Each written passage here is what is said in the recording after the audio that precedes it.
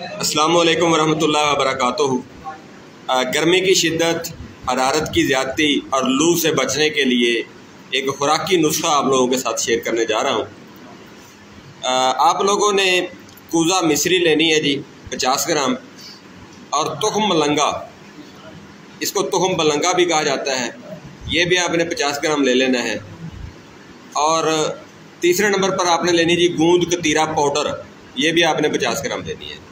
तुखम बलंगा और गूंद कतीरा पाउडर जो है वो एक एक चाय का चम्मच पानी में भिगो के 2 घंटे के लिए रख देना है।